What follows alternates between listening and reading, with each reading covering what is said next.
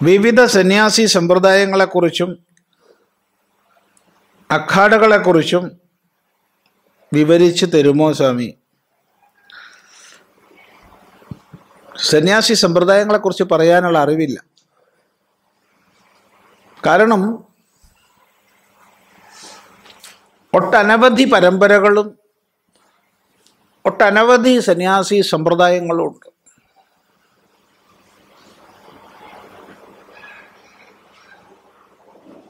ഒട്ടനവധി പരമ്പരകൾ നോക്കുകയാണെങ്കിൽ ആയിരക്കണക്കിനുണ്ടാവും. ആയിരക്കണക്കിന് വിവിധ ദർശനങ്ങളെ പിൻപറ്റുന്ന, അതുപോലെ വിവിധ ദേവതോപാസനാ മാർഗങ്ങളിൽ ചരിക്കുന്ന വിവിധ സന്യാസ പരമ്പരകളും സമ്പ്രദായങ്ങളും ഒക്കെ ഉണ്ട്.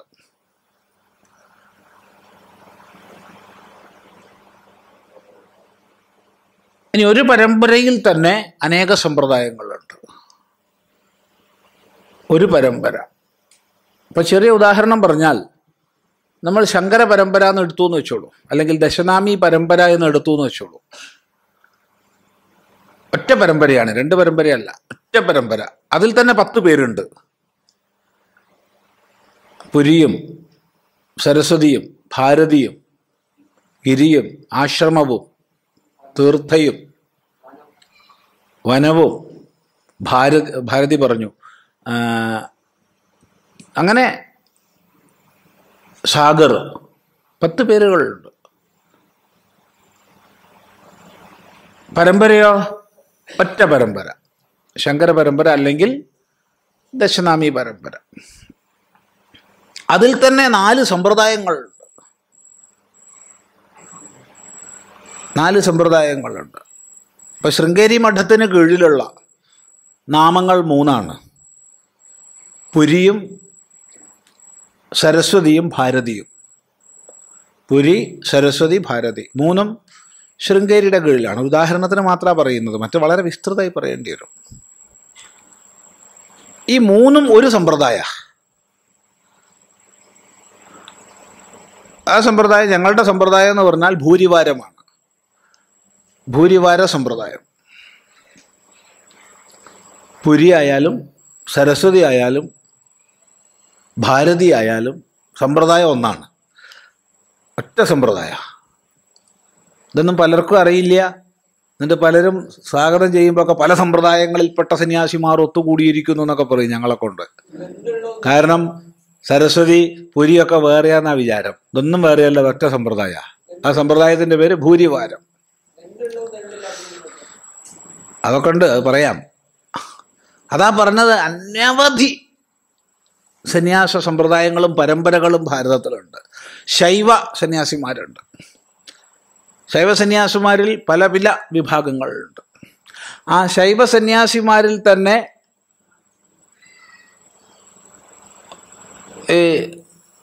ശൈവ തന്ത്ര വിധാനത്തിൽ പോകുക, അതേ സമയത്ത് സന്യാസ ജീവിതം പാലിക്കുകയും ചെയ്യുക, അങ്ങനെയുള്ളവരുണ്ട്. ശൈവ താന്ത്രികർ. അങ്ങനെ ശൈവ താന്ത്രിക സന്യാസചര്യ തുടരുന്നവരാണ് അഘോരികളൊക്കെ. അതുപോലെ വൈഷ്ണവ സന്യാസമുണ്ട്. അതിൽ തന്നെ ദ്വൈതത്തെ പിൻപറ്റുന്നവർ, വിശിഷ്ടദ്വൈതത്തെ പിൻപറ്റുന്നവരുണ്ട്. ദ്വൈതത്തെ പിൻപറ്റുന്നവരിൽ തന്നെ പല പരമ്പരാഭേദങ്ങളുണ്ട്. ഇങ്ങനെ നോക്കിക്കഴിഞ്ഞാൽ ഇതൊക്കെ കാണണമെങ്കിൽ ഉത്തരഭാരതത്ത് പോയാൽ മതി, എല്ലാം കാണാം. ഒരു 5-6 മാസം ഉത്തരഭാരതത്ത് പോയി താമസിച്ചാൽ മിക്കവാറും പരമ്പരകളെയും സമ്പ്രദായങ്ങളെയും ഒക്കെ കാണാം. നാഥ നാഗ എന്നും പറഞ്ഞിട്ട് അങ്ങ് പോകും.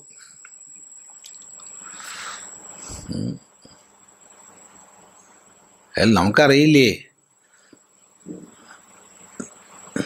ഇത്രയ്ക്കധികമുണ്ട്.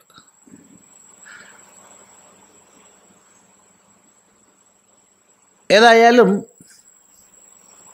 എല്ലാ സമ്പ്രദായങ്ങളിലും പരമ്പരകളിലുമൊക്കെ പെട്ട സന്യാസിമാർ പൊതുവെ കുംഭമേളയ്ക്ക് ഒത്തുകൂടും. എല്ലാവരും ഒത്തുകൂടുന്ന കുംഭമേള എന്ന് പറഞ്ഞാൽ പ്രയാഗ്രാജിലും ഹരിദ്വാറിലുമാണ് എല്ലാവരും വരിക. ഉജ്ജയിനിലും വരും, എന്നാലും ഒന്ന് വന്ന് ഒക്കെ പോകുന്നതാണ് കൂടുതലുണ്ടാവുക. കൂടുതൽ നിവസിക്കുക ഈ പ്രയാഗ്രാജിലും ഹരിദ്വാറിലുമാണ് കൂടുതൽ നിവസിക്കുക.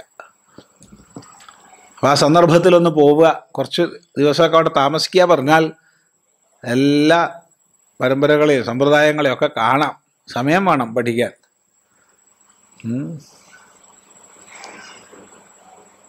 ഇനി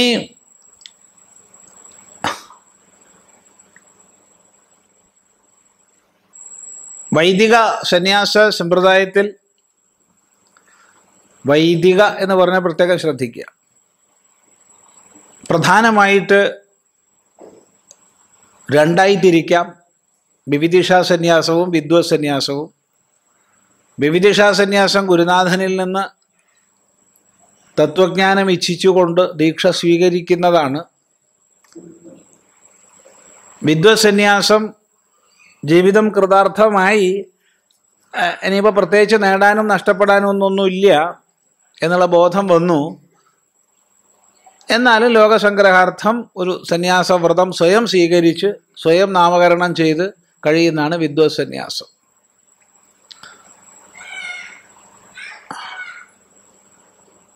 ഇത് രണ്ടും അല്ലാണ്ട് ആപത് സന്യാസമുണ്ട്. സന്യസിക്കണം എന്നുള്ള ദൃഢമായ സങ്കല്പത്തോടു കൂടി ജീവിച്ച് അത് സാധിക്കാതെ മരണശയ്യയിലായി. മരണശയ്യയിൽ കിടന്നുകൊണ്ട് സ്വയം ഞാൻ സന്യസിച്ചു എന്ന് 3 പ്രാവശ്യം പറയുക. ഇപ്പോൾ സന്യാസിയായി. പക്ഷേ അവിടെ പ്രശ്നം അത് ആപത് സന്യാസ. കാറ്റ് പോയില്ലെങ്കിലോ? ചോദ്യം മനസ്സിലായില്ല? കാറ്റ് പോവും, അതിനു മുമ്പ് സന്യസിക്കണമെന്ന് വിചാരിച്ചിട്ടാണ് അയാൾ സന്യസിച്ചത്. സന്യസിച്ചപ്പോഴത്തേക്ക് ആരോഗ്യം വന്നു. അപ്പോഴോ? അപ്പോൾ സന്യാസിയാവണം, അത് നിർബന്ധ. അങ്ങനെ ചിലർ എന്തായാലും കാറ്റ് പോകുമെന്ന് വിചാരിച്ചിട്ട് ചൊല്ലിപ്പോവും. എന്താണ്? ഭൂ സന്യസ്തമയ ഭൂവ സന്യസ്തമയ സ്വഹ സന്യസ്തമയ ഭൂർഭുവ സ്വഹ സർവം സന്യസ്തമയ എന്ന് പറയലും ആരോഗ്യം വന്നു. അപ്പോഴോ? ആരോഗ്യം വന്നപ്പോൾ ഇനി സന്യസിച്ചോളണം, അല്ലാണ്ട് വേറെ വഴിയില്ല. അത് ആപസന്യാസമാണ്.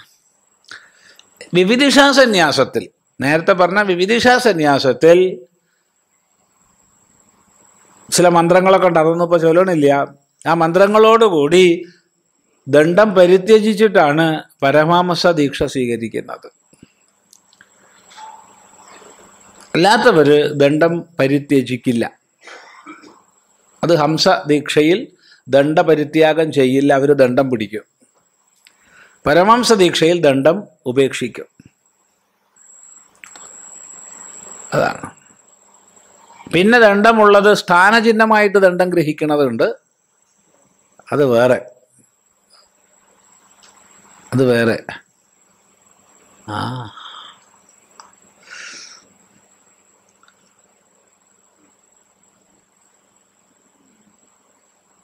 അഖാഡകളെ സംബന്ധിച്ച് പലരും അഖാഡകൾ ശങ്കരാചാര്യർ സ്ഥാപിച്ചതാണെന്നൊക്കെ പറയും. അതിനോട് നമുക്ക് യോജിപ്പില്ല. അഖാഡകൾ വരുന്നത് പിൽക്കാലത്താണ്. മുസ്ലിം ഭരണാധികാരികൾ അതിഹീനമായ രീതിയിൽ ക്രൂരമായി സന്യാസിമാരെ ഹിംസിക്കുകയും 10,000-കണക്കിന് ക്ഷേത്രങ്ങൾ തകർക്കുകയും സന്യാസിമാരുടെ നഖത്തിനുള്ളിലൂടെ ആണിയടിച്ച് കയറ്റുക, മൂത്രക്കുഴലിനുള്ളിലൂടെ ആണിയടിച്ച് കയറ്റുക. ഇപ്പോൾ അത് ബംഗ്ലാദേശിൽ ചെയ്യണത്. ബംഗ്ലാദേശിൽ ചവിട്ടി കൊല്ലുകയാണ് ഹിന്ദുക്കൾ. എന്താ കാരണം? ഹിന്ദു എന്നുള്ള ഒറ്റ കാരണം.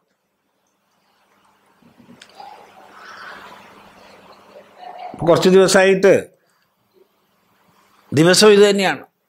ഹിന്ദു ആണെന്നുള്ള ഒറ്റ കാരണം കൊണ്ട് വസ്ത്രം അഴിച്ചു നോക്കി ഹിന്ദുവാന്ന് ഉറപ്പ് വരുത്തി കഴിഞ്ഞാൽ ചവിട്ടി കൊല്ലുക. പകുതി കൊന്നിട്ട് പച്ചയോടുകൂടി തീയിട്ട് കത്തിക്കുക. ഏതായാലും ഭാരതം ശക്തമായി പറഞ്ഞു കഴിഞ്ഞു, ഇനി ഇത് തുടർന്നാൽ ഞങ്ങൾ കൈകെട്ടി നോക്കിയിരിക്കില്ല എന്ന് പറഞ്ഞു കഴിഞ്ഞു. ഡിപ്ലോമസി ഉള്ള പരസ്പര റിലേഷൻസ് ഉള്ള രാജ്യമാവുമ്പോൾ രാജ്യങ്ങൾക്ക് പരിധിയുണ്ട് പ്രവർത്തിക്കാൻ. അല്ലെങ്കിൽ എന്നോ ഉണ്ടാക്കിയ കൈ കൊണ്ട് തന്നെ നശിപ്പിക്കേണ്ടതായിരുന്നു. ഉണ്ടാക്കിയ കൈ ഭാരതമാണല്ലോ, ബംഗ്ലാദേശിനെ ഉണ്ടാക്കിയത് ഭാരതമാണല്ലോ. ഉണ്ടാക്കിയ കൈ കൊണ്ട് തന്നെ ഇല്ലാണ്ടാക്കേണ്ട സമയം കഴിഞ്ഞു കുറേ കാലങ്ങളായിട്ട്.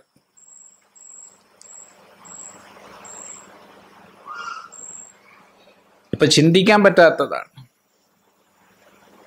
ബലാത്സംഗം ചെയ്യപ്പെടുന്ന കൊച്ചു പെൺകുട്ടികൾ, മുത്തശ്ശിമാർ, യുവതികൾ, കൊച്ചു പെൺകുട്ടികൾ, അത് ചിന്തിക്കാൻ പറ്റില്ല. എങ്ങനെ ഇതൊക്കെ സാധിക്കുന്നു? തന്നെ ഭീകരവാദികളുടെ കയ്യിലേക്ക് കൊടുക്കല്ലേ എന്ന് പറഞ്ഞ് പൊട്ടിക്കരയാണ് ഒരു വ്യക്തി പോലീസിനോട്. ആ വ്യക്തിയാണ് പോലീസ് ഭീകരവാദികൾക്ക് ഇട്ട് കൊടുക്കുന്നത്. അവര് ആയിരക്കണക്കിന് പേര് ഒരാളെയാണ് ചവിട്ടുന്നത്. ഒന്ന് ആലോചിച്ച് നോക്കൂ. ഓരോ ചവിട്ടിലും അല്ലാഹു അക്ബർ അല്ലാഹു അക്ബർ എന്ന് പറഞ്ഞും കൊണ്ടാണ്. ഇത് പുരാണ കഥയല്ല. ഇന്നലെയും മിനിയാന്നും അതിനു മുമ്പത്തെ ദിവസവും നടന്ന അക്കാര്യങ്ങളാണ്. എന്നിട്ട് നമ്മൾ ചില പ്രസംഗക്കാർ പറയും എല്ലാ മതവും പഠിപ്പിക്കുന്നത് ഒന്ന് തന്നെയാണെന്ന്. ഉറപ്പാണ് അവൻ വായിച്ചിട്ടില്ല എന്ന്. എല്ലാ മതത്തിലും നല്ല അംശങ്ങളുണ്ടെന്ന് പറഞ്ഞാൽ ശരിയാണ്, എല്ലാ മതങ്ങളിലും ചീത്തംശങ്ങളുണ്ടെന്ന് പറഞ്ഞാലും ശരിയാണ്. പക്ഷെ എല്ലാ മതവും പഠിപ്പിക്കണം ഒന്നാന്ന് പറഞ്ഞാൽ ശരിയല്ല. അങ്ങനെ പറഞ്ഞാൽ അവൻ പഠിച്ചിട്ടില്ല എന്ന് ഉറപ്പാണ്.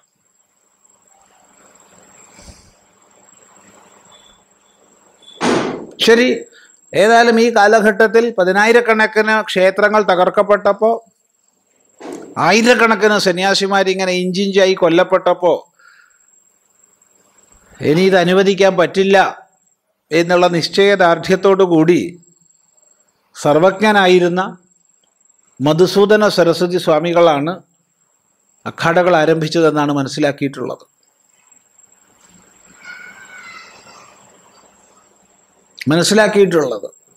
ഇത് തീർത്തും ഇങ്ങനെ തന്നെയാണെന്ന് പറയുന്നില്ല. കാരണം അഖാഡയിൽ പെട്ടവർ മിക്കവാറും ശങ്കരാചാര്യരാണ് സ്ഥാപിച്ചതെന്ന് പറയും. ശങ്കരാചാര്യരുടെ ജീവിതത്തിൽ അങ്ങനെ അഖാഡ സ്ഥാപന ചരിത്രം ഇല്ല, എവിടെയില്ല.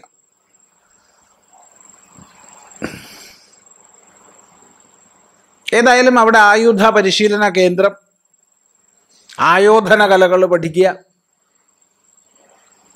അങ്ങനെ ഹിന്ദു ധർമ്മത്തെ രക്ഷിക്കാൻ വേണ്ടി ഞങ്ങളുണ്ടെന്ന് പറഞ്ഞ് സർവസ്വവും ഉപേക്ഷിച്ച് ലക്ഷക്കണക്കിന് ചെറുപ്പക്കാരാണ് മുന്നോട്ട് വന്നത്. അവരെല്ലാവരും നാഗ സന്യാസ ദീക്ഷ സ്വീകരിച്ചു. അവരായുധങ്ങളെ പ്രയോഗിക്കാൻ പഠിച്ചു, ആയോധന പാടവം ശീലിച്ചു. അത്ഭുതമാണ്, മഹാത്ഭുതം. അങ്ങനെ അഖാഡകൾ സ്ഥാപിക്കപ്പെട്ടതിന് ശേഷമാണ് തിരിച്ചടി ഉണ്ടായതും ഈ ഹീനങ്ങളായ ഹിംസകൾ നിന്നതും.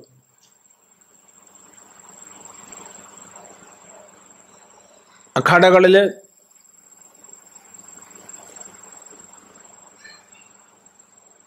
ഉദാസീന അഖാഡകളുണ്ട്, വൈഷ്ണവ അഖാഡകളുണ്ട്, പിന്നെ സന്യാസിമാരുടെ അഖാഡകളുണ്ട്. എല്ലാം സന്യാസിമാരാണ് കേട്ടോ, എല്ലാം സന്യാസിമാരാണ്. കാഷായ വസ്ത്രധാരികളും അല്ലാത്തവരും എന്നർത്ഥം. അതിലേറ്റവും അധികം അംഗങ്ങളുള്ളത് ജൂന അഖാഡയാണ്. തൊട്ട് ശേഷം നിരഞ്ജനി വരും, പിന്നീട് ആവാഹൻ വരും, അഗ്നി വരും, പിന്നെ ഉദാസീന അഖാഡകളുണ്ട്. എല്ലാം കൂടി 13 അഖാഡകളാണെന്നാണ് മനസ്സിലാക്കിയിട്ടുള്ളത്. തെറ്റുണ്ടെങ്കിൽ നമുക്ക് തിരുത്തേണ്ടതാണ്. എല്ലാത്തിൻ്റെ പേരൊക്കെ നോക്കാണ്ട് പറയാൻ അറിയില്ല, നോക്കിയിട്ടേ പറയാറിയില്ല. നമുക്ക് ഇതിലൊന്നും വലിയ താല്പര്യമില്ല. കൈലാസാശ്രമത്തിൽ നിന്ന് സന്യാസ ദീക്ഷ സ്വീകരിക്കുമ്പോൾ നിങ്ങൾ നിരഞ്ജനി അഖാഡയിൽ പെട്ടതാന്ന് പറഞ്ഞു തരും. ഞാൻ അതുവരെ കണ്ടിട്ടും കൂടിയില്ല, നിരഞ്ജനി അഖാഡ ഉള്ള പറഞ്ഞത് എന്താ? അഖാഡയുടെ അങ്ങനെ ഒരു ബന്ധങ്ങൾ ഉണ്ടായിട്ടില്ല.